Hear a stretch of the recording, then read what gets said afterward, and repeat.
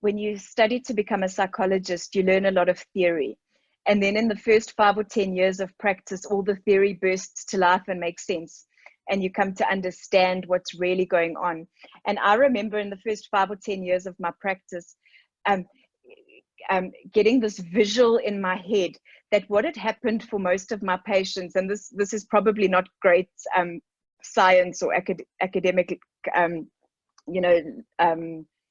understanding, but was that in their early childhood, many of them had experiences and their feelings had not been validated in those experiences. So that experienced things, had emotional reactions to them, and somehow the experience and the emotions had been severed. And so what they had was a bag of experiences and a bag of feelings, and they weren't connected. And so the feelings were confusing and the memories just were. And so they couldn't really understand why they felt all these things. And even in adulthood, these feelings came up all the time that were confusing. And then there were these memories that they didn't really, that I thought were quite traumatic and quite profound and meaningful, and they just thought were commonplace. And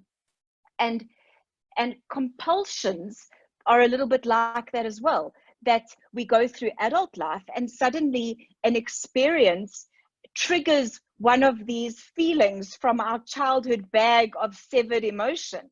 And now we're having a response in the form of a primitive emotion that we don't understand because it was never validated in childhood. It was severed from the experience that it was hooked onto, so it's got no context for us there either. And now we're just a bit of a mess in adulthood, and all we know is we want to feel better. And so I think that's my way of understanding how compulsions work.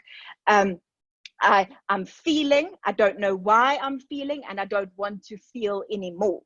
And so so we basically do whatever we can to change that urge.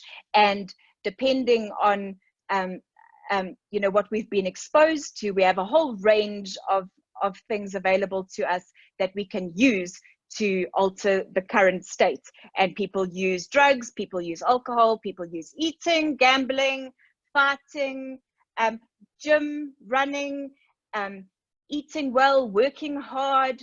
There's good things as well to change the feeling state. Not all management of compulsion is negative. Many are very, very positive. But I think that would probably best explain what compulsions are. Basically urges, and a lot of our behavior is urge-based. And what I tell my patients, whether they're bariatric or otherwise, is that the opposite of compulsion really is mindfulness.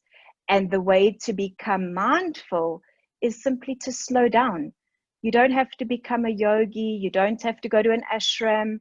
You don't have to do anything really other than just slow down.